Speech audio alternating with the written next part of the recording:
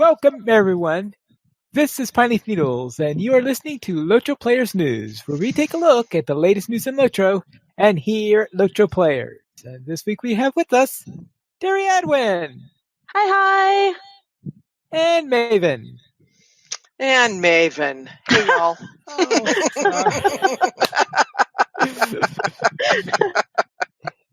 I know. Okay. One of those days, isn't it? It is. Then let's get into the beacon. And maybe I can make you as excited as if I said bacon instead. Hey, I'm not the Hobbit. But still, bacon is pretty good. Bacon is always good. That's right. No matter what race you are. Very well. And let us see what we've got here. We have got our weekly comment, which is, what is the key to good fishing in LOTRO? What is the key to good fishing in LOTRO? Patience, probably. I think that's the key to fishing in any. Generally, yeah, that's true. In real life and in any game I've ever seen, patience is. Well, one of the differences in real life, you can kind of like let your pole just, you don't have to pay attention. You can read a book. You can go, it's like it'll let you know when it's ready. But in LOTRO, you can't do that. Okay. You could set a little bell on your. Yeah. Do a little bell. You can kind of just. But in LOTRO, you snooze, you lose. Yes, you snooze, you lose. There is that. So therefore, yes, patience is probably a pretty good thing to have. One of the comments on the forum says, make sure the water is the right color. Pink water is sometimes okay. Even in the depths of Moria, you can find the occasional fish. But green water is bad, okay? It looks like wee-wee and is even worse for you. And make sure the stuff in the pools is water, not red hot death lava. If your pole melts, that's the clue. It's generally not okay to fish there.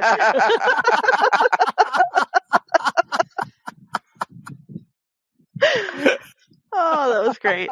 I had to share. Yeah,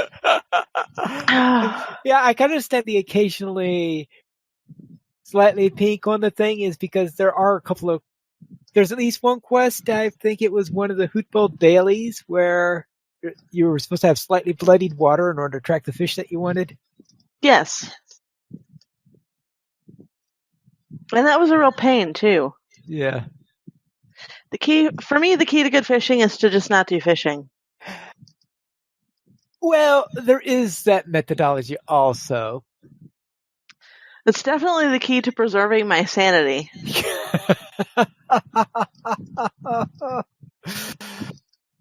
Oh, well. I guess I've never tried to see. I suppose that in LOTRO, it's not like in Minecraft where if it's raining, your fishing results are better. That doesn't even make sense. That's not even a thing in real life. Yeah, I know, but I don't know, but it's always weird things that you have happen. I've noticed my high elf, relative to other, like especially doing like the Farmer's Fair fishing, which I've done a few times on different tunes. His luck, he hardly had to wait at all before he'd catch a fish. That was like consistent every day that he fished, every quest that he did. He would catch fish really fast, more, noticeably fast. And I don't, it's probably my imagination, but high elf, what can I tell you? Okay. Well, Just had pretty good luck the first couple times he tried fishing. But I don't have the patience for fishing. Yeah, it's for some reason I got to be in my bonnet with Glordriel. I took her all the way up to the top and got her the Lady of the Streams title, the whole bit, but I don't want to. And how often do you wear it? And how often do you wear it? Never. And nobody sees my trophies because they're in my house. Right. I got every fish, so I've got all the trophies. The title that I worked really hard for was Skirmisher of Middle-earth, and I'm never taking it off. And you're never taking it off. That's right. Yeah, that does take a little bit of work to do. And Some fan site news. Nuclear Games is doing a daily Let's Play on YouTube to a full playthrough of the game. And LLVG previews Mount Doom.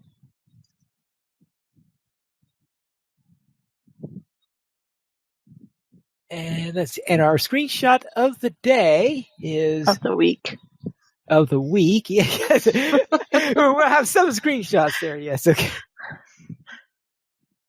It's a really nice shot.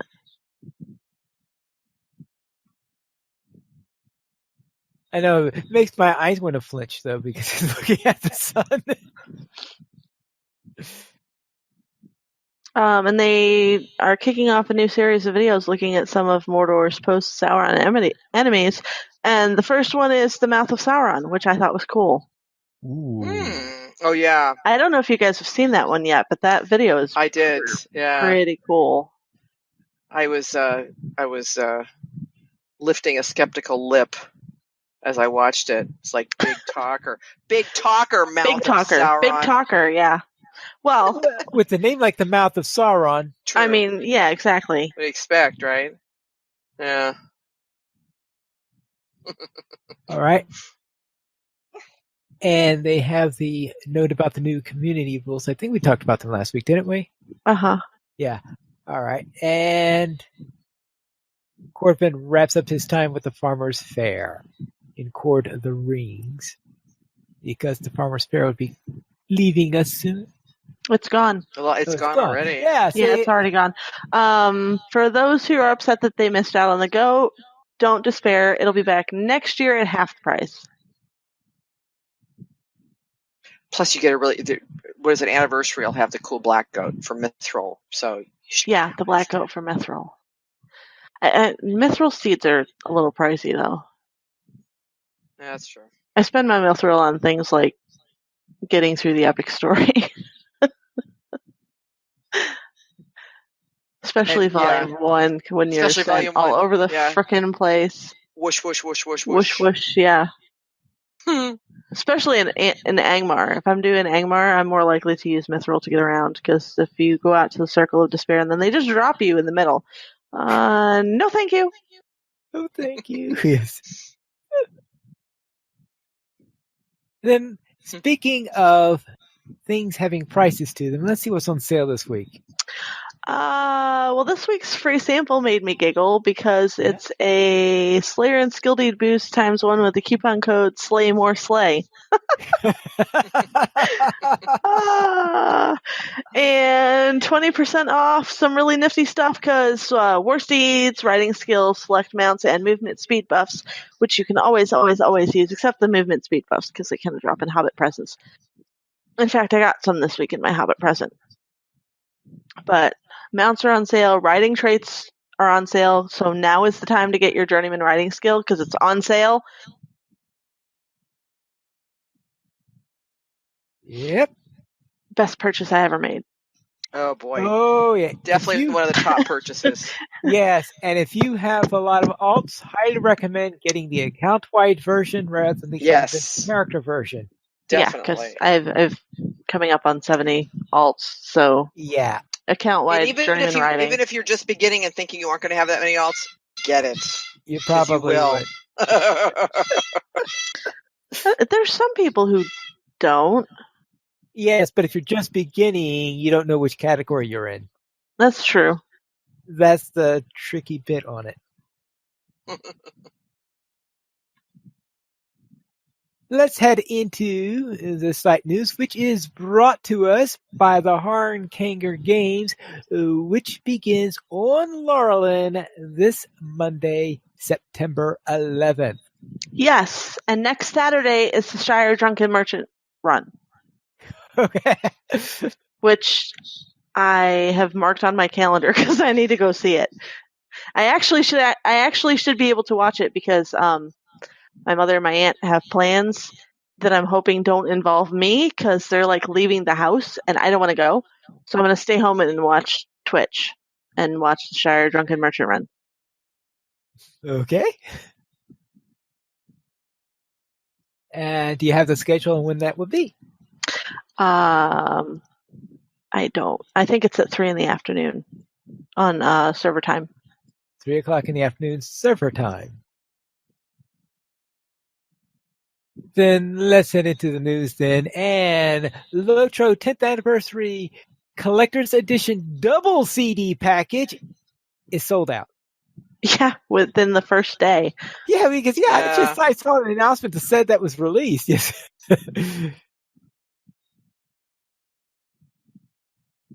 They'll be making more, but yeah, the first run is sold out in the first day. All right, and what is so special about the collector's edition?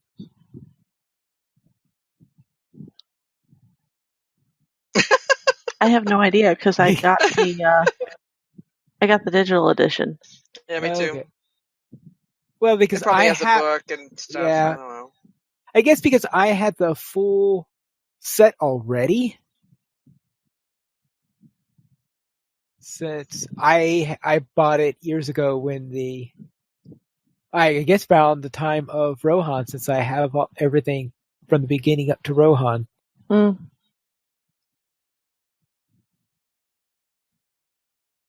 And see, how are items made? A tale of scaling. And this is a squirrel talking about how items scale all around there. I don't pay attention to items all that much, so it's hard for me to comment on that. Do you? How much do you pay attention to the stuff like that, Terry? Not a lot. Yeah,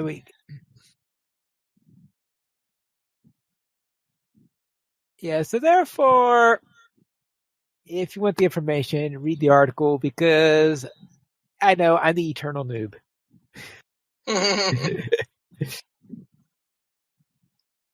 And let's head into what?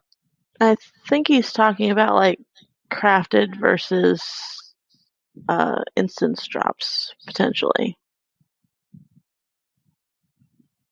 I mean, because one of the examples is epic battle drop, and then later on there's a landscape drop, and then there's some crafted items.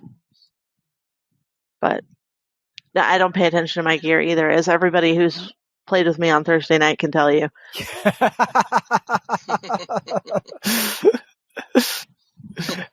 Let's just say that if I ever attempted to join a raid, if it's one of those raids where they actually inspect you before letting you in, I would just say, you have been dropped from your raid. Yeah.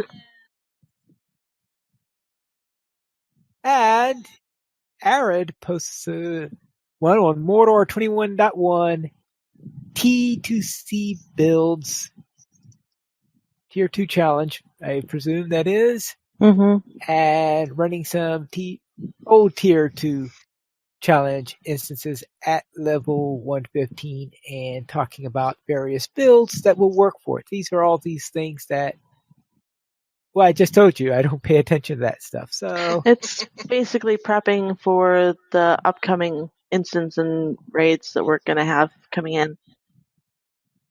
This one I actually scanned through because the caps have changed for mastery, mitigation, all that other fun stuff.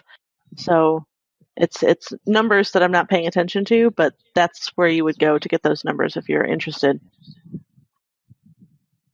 Yeah, I'm just looking at this morale here. It's almost 3 times as much as the morale of my character. It's like, what?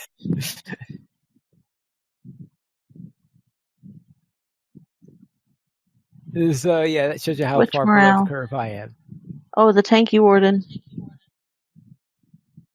Yeah. Well, look at the one on the tanky captain. Tanky cat 12. Was that 127,000? Yeah. Wow.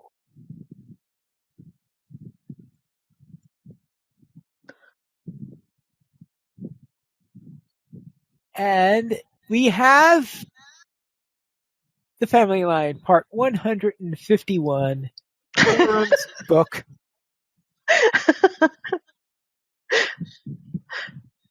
Well, so much for my hypothesis. Pine Leaf was wrong. Right. Well, what's even worse is 151, a prime number. And that one actually looks like an ending. Yeah.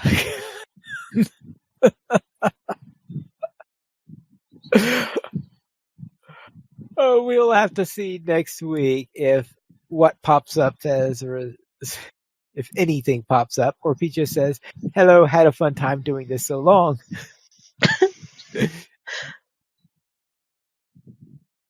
Well, now he's got to gather everything into the PDF for people to download. Well, there is that. Plus, now's the time for us to pitch it to Netflix.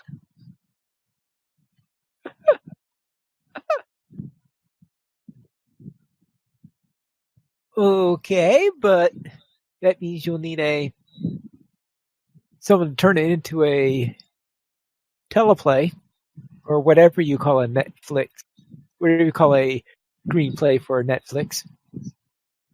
Well, I'm pretty sure they have people for that.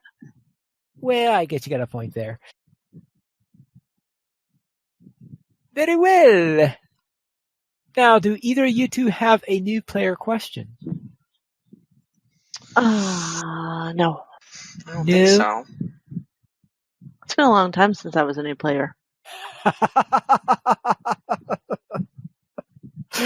Well, I guess you've got a point with that. Yeah, I can't think of anything. Then let's head into our week in LOTRO. And Terry, what were you up to? Well, Down with Bears Shouty Elf finished book 1 of volume 1 at level 18. I was super proud of myself because High Elf Minstrel sailed through that instance in Othrangroth, the end of book 1, with 0 problems whatsoever. And I have done that instance before on the level 18 character who's gotten their butt kicked. So I don't know if it's maybe something that they changed on the back end with regard to scaling when they were prepping everything for Mordor, because this is actually the first time I've run it since they made all of those changes. But yeah, she had no trouble whatsoever. Of course, she hit level 20 and she had been rolled before they made whatever changes granted High Elves the titles for not being defeated in combat, so she would have earned an undefeated and didn't get it because she was rolled before that happened. And then she also did the first half of book 2 at level 20 and did the Retaking Weathertop instance at level 20. And so solo, you get inspiration, but she was still 3 levels under that troll, and she shouted at him twice and he died. Then she learned how to skirmish so she could get the next part of the quest, because the next, after you go to the Forsaken Inn, the quest level jumps to 27, and she was only level 20, so she had to gain 2 levels before she could get the next. Before she could get the next part of the story. So she skirmished and ran it at 3 levels higher. And Lange Valteri did the quest for the Champions item for the Black Book of Mordor. So we've talked about how when you're doing the Black Book of Mordor and you're closing out Chapter 1, you get a quest, and apparently the quest is actually different for each of the different classes. So I was super excited to take Terry through it. I actually took screenshots of the quest text as I was going through it, because I know that none of my friends are running Champions, so I figured I would share the story with them so that they don't have to wait for it to come out on the wiki. And finished out Udun and moved on to the next area and discovered dwarves. And apparently I decided as I was reading the quest text out loud, I decided that the new dwarves have Russian accents. So that was fun. The Russian dwarves. Yeah, the Russian dwarves, yeah. To go with the Russian ballet high elves. And then I was running around. This was my week for underleveled characters, apparently, because I also ran around Moria on my level 47 lore master. And she ran a few skirmishes to level up so that she could actually start working on volume 2, because you can get into Moria at level 46, but you can't actually do volume 2 until like level 48, 49, something like that. It's you got to be closer to 50 to do the Moria bits of Volume 2. Sans Winda has highlights in here. Who's going to read Sans' highlights? I'll read them. Okay. Sans Winda. While out questing with Terry and Maven and the crew on Thursday night, we got an invite to go scourge hunting. Ooh, sweet. So Sans got to finally attack Drygok's mini-me that is wandering around Mordor. It was awesome. The dragon was big and threatening and had deadly breath.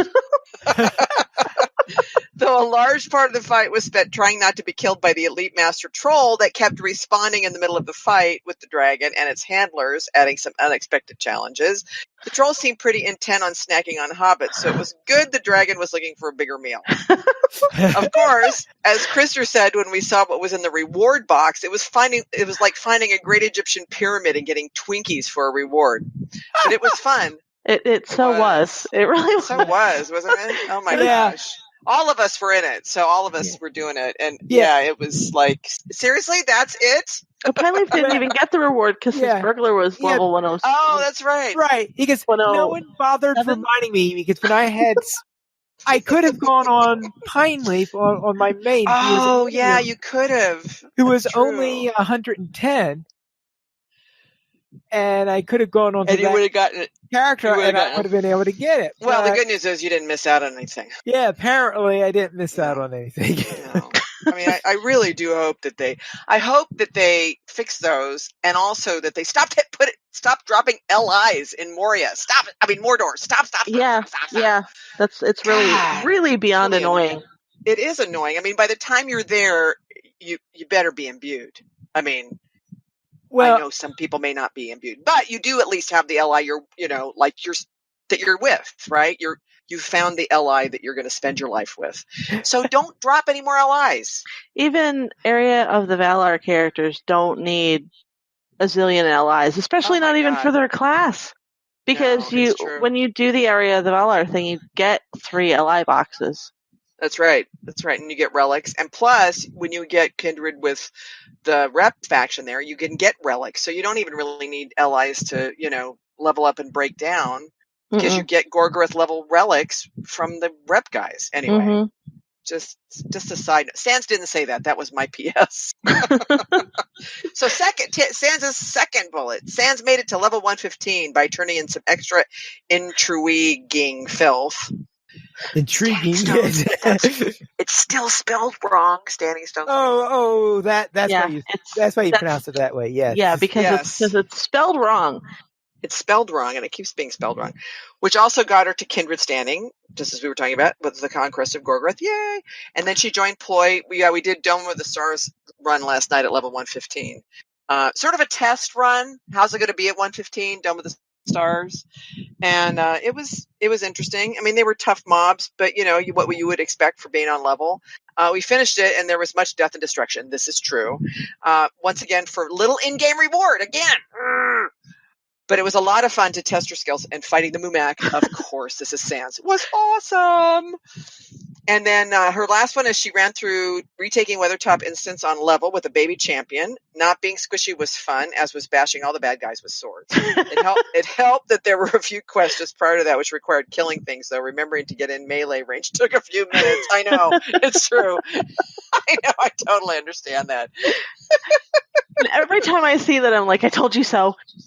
I know. Told you so. I laugh when they say, when I'm on my Cappy or my Champ, it's like the testosterone in my bloodstream just starts to vibrate. Kill.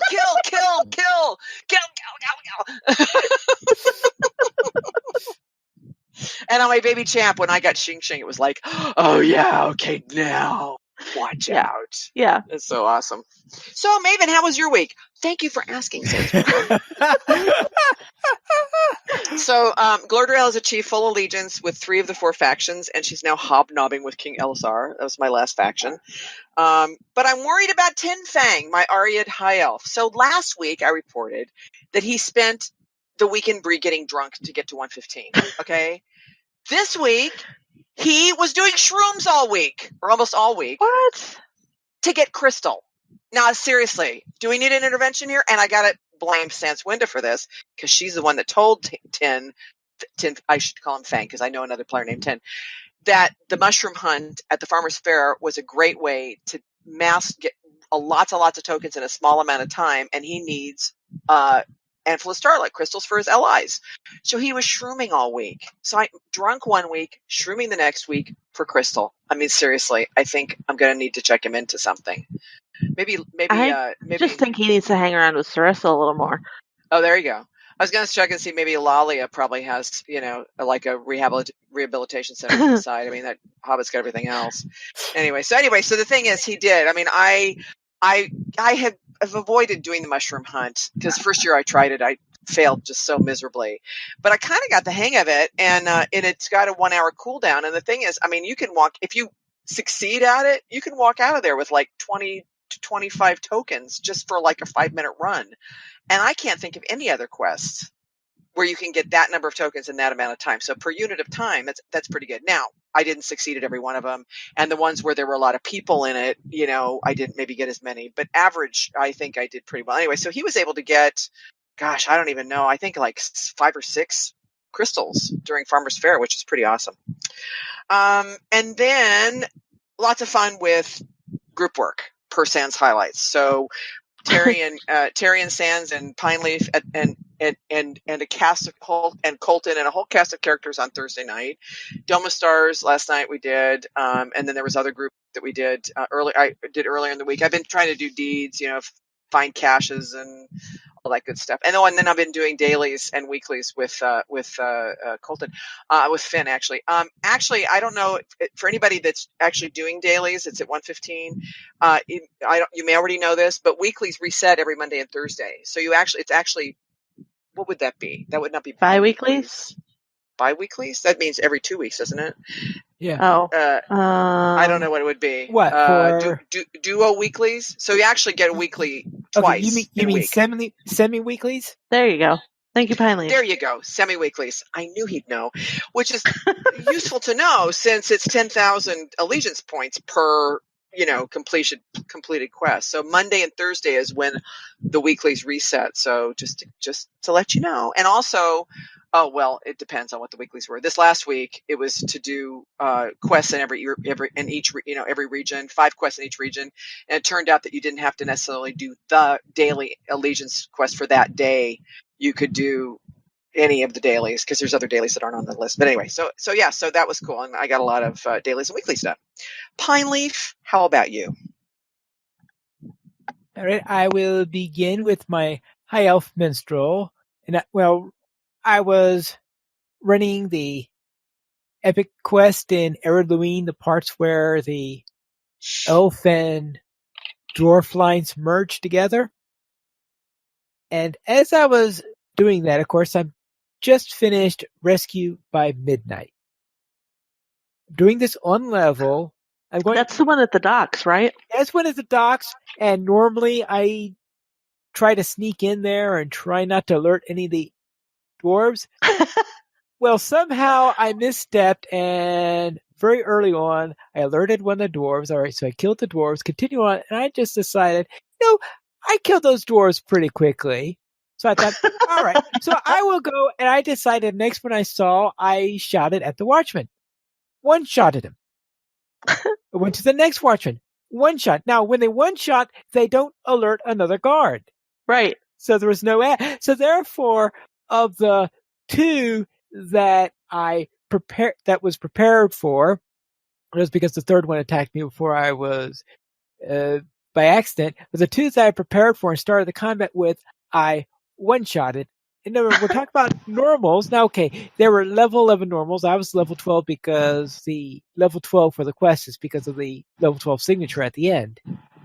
But I'm beginning to believe Terry Adwin when she says that minstrels may be a little OP. Especially at the lower levels. They're super OP. Whack!